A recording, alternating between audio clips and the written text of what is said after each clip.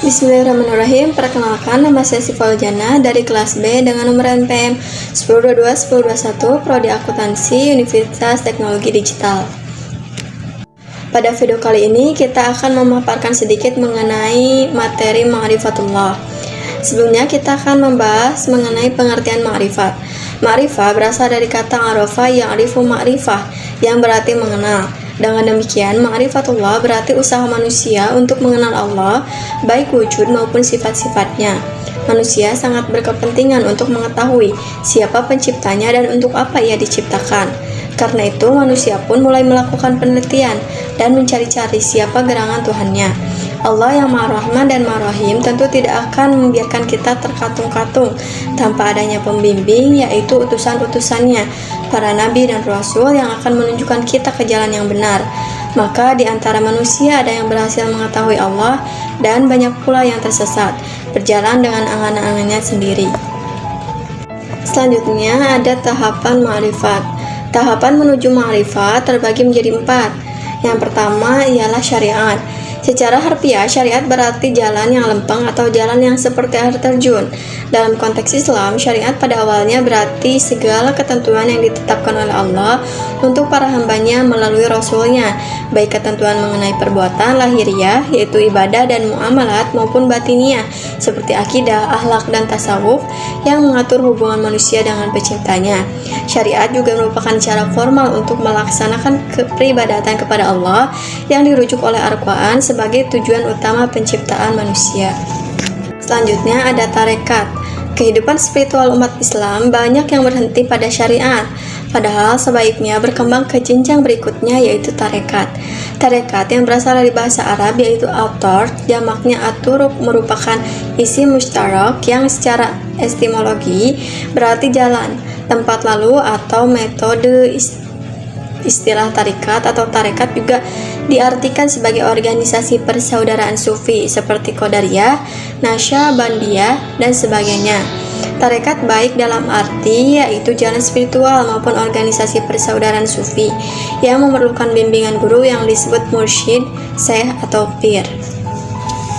Selanjutnya ada hakikat. Hakikat mengacu pada makna terdalam dari praktek dan bimbingan yang dibangun dalam syariat dan tarekat. Istilah hakikat mengandung banyak arti, yaitu kebenaran, kenyataan, keaslian, hakiki atau bukan kiasan, sesungguhnya, sebenarnya, senyatanya, tentu, dan pasti. Hakikat adalah kebenaran atau benar-benar ada Allah. Hakikat juga merupakan pengalaman langsung kondisi mistis dalam tasyawuf dan pengalaman langsung dari kehadiran Tuhan dalam diri. Tahapan yang terakhir ialah ma'rifat, yaitu bab yang saat ini kita sedang pelajari. Dari segi bahasa, ma'rifat berasal dari kata arafa ya'rifu irfan ma'rifat, yang artinya pengetahuan atau pengalaman. Ma'rifat adalah pengetahuan yang objeknya bukan pada hal-hal yang bersifat zahir, tetapi lebih mendalam terhadap batinnya dengan mengetahui rahasianya.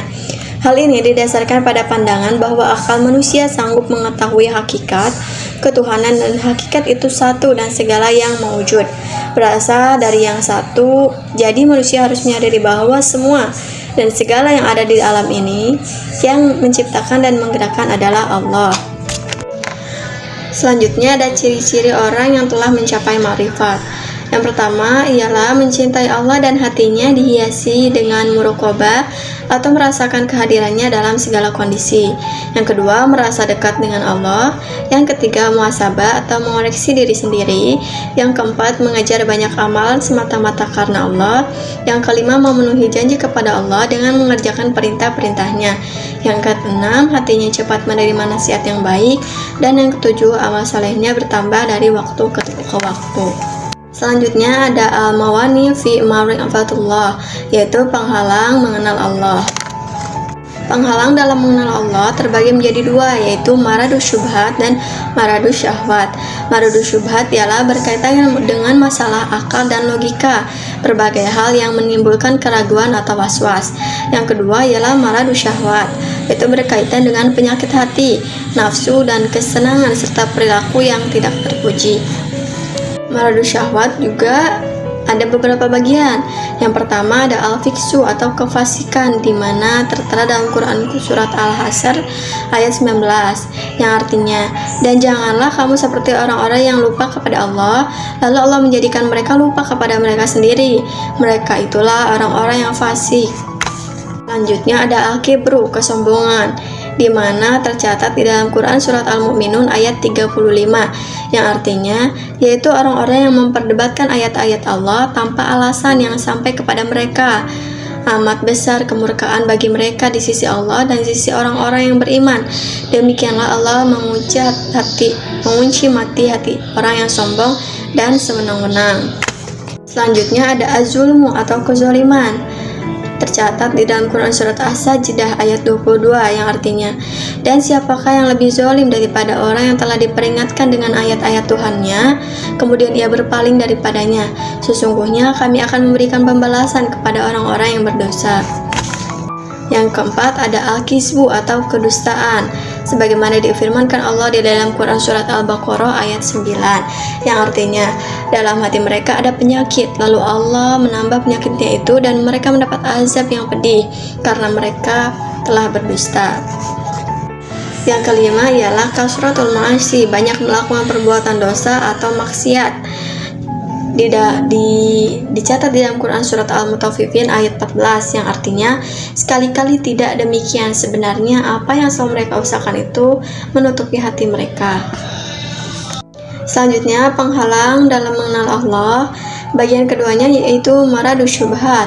Salah satu perilaku atau sikap yang ditimbulkan dari maradu syubhat ialah jahil, di mana tercatat di dalam Quran surat Az-Zumar ayat 65 yang artinya, dan sungguh telah diwahyukan kepadamu dan kepada nabi-nabi yang sebelummu, sungguh jika engkau mempersekutukan Allah, niscaya akan hapuslah amalmu dan tentulah engkau termasuk orang yang rugi. Selanjutnya ada sifat ragu-ragu, di mana Allah berfirman dalam Quran surat Al-Hajj ayat 55 yang artinya, dan orang-orang kafir itu senantiasa ragu mengenai hal itu atau Al-Quran hingga saat kematiannya datang kepada mereka dengan tiba-tiba atau azab hari kiamat yang datang kepada mereka. Selanjutnya ada sifat menyimpang, di mana disebutkan di dalam Quran surat Al-Maidah ayat 13 yang artinya, tetapi karena mereka melanggar janjinya, maka kami melaknat mereka dan kami jadikan hati mereka keras membatu.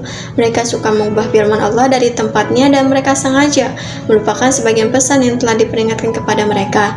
Engkau Muhammad senantiasa akan melihat pengkhianatan dari mereka kecuali sekelompok kecil di antara mereka yang tidak berkhianat, maka maafkanlah mereka dan biarkan mereka, sungguh Allah menyukai orang-orang yang berbuat baik. Yang terakhir ada sifat lalai, di mana tercantum dalam Quran surat Al-A'raf ayat 179 yang artinya, dan sungguh kami akan isi neraka jahanam banyak dari kalangan jin dan manusia. Mereka memiliki hati tetapi tidak dipergunakannya untuk memahami ayat-ayat Allah, dan mereka memiliki mata tetapi tidak dipergunakannya untuk melihat tanda-tanda kekuasaan Allah, dan mereka mempunyai telinga tetapi tidak dipergunakannya untuk mendengarkan ayat-ayat Allah. Mereka seperti hewan ternak, bahkan lebih sesat lagi. Mereka itulah orang-orang yang lengah. Selanjutnya ada al-adillah ala wujudillah, bukti keberadaan Allah. Keberadaan Allah juga dibuktikan dengan hadirnya hukum yang mengatur berbagai hal yang ada di dunia seperti arah gerak makhluknya. Bukti adanya Allah adalah tidak ada satu makhluk hidup pun yang ada dengan sendirinya. Setiap makhluk hidup yang ada tidak ada sebelumnya. Oleh sebab itu, kehadiran makhluk berarti adanya pencipta yang mengatur. Bukti adanya Allah adalah keindahan ciptaannya serta keseimbangan komposisinya, pergantian siang dan malam serta pergantian musim. Selanjutnya ada tauhidullah, yaitu mengesahkan Allah. Kata tauhid ini di dalam bahasa Arab merupakan bentuk masdar dari kata kerja wahada yuwahidu tauhidan, yang arti harfiahnya menyatukan, mengesahkan, atau mengakui bahwa sesuatu itu satu. Dengan demikian secara bahasa, tauhidullah berarti menyatukan Allah, mengesahkan Allah, atau mengakui bahwa Allah itu satu. Sedangkan secara istilah, tauhidullah bermakna mengesahkan Allah dalam hal-hal merupakan kekhususan bagi Allah. Kemudian ada al-hayah fi zilalit tauhid, hidup di bawah naungan tauhid. Sikap ketauhidan terangkum dalam satu kalimat, la ilaha illallah. yang artinya tidak Tuhan selain Allah. Maka seorang muslim yang hidup di bawah naungan tauhid adalah mereka yang menjadikan Allah sebagai mahbuban, yang dicintai, menjadikan Allah Ta'ala sebagai Rabban, maksudan, Tuhan yang dituju, menjadikan Allah Ta'ala sebagai malikan muta'anan, raja yang ditaati, dan menjadikan Allah Ta'ala sebagai ilahan ma'budan, Tuhan yang disembah. Dengan hidup di bawah naungan tauhid, manusia akan terbimbing ke arah hayatun thayyibah atau kehidupan yang lebih baik, di mana disebutkan di dalam Quran surat An-Nahl ayat 97. Man amila sholihan min zakarin aw untha wa huwa mu'minun falanuhyiyannahu hayatan thayyibatan wa lanajziyannahum ajrahum bi ahsani ma kanu ya'malun, yang artinya barang siapa yang mengerjakan amal soleh baik laki-laki maupun perempuan dalam keadaan beriman, maka sesungguhnya akan kami berikan kepadanya kehidupan yang baik, dan sesungguhnya akan kami beri balasan kepada mereka dengan pahala yang lebih baik dari apa yang telah mereka kerjakan. Nah, itu dia pemaparan materi mengenai ma'rifatullah. Semoga video ini dapat bermanfaat. Terima kasih telah menonton videonya sampai akhir. Wassalamualaikum warahmatullahi wabarakatuh.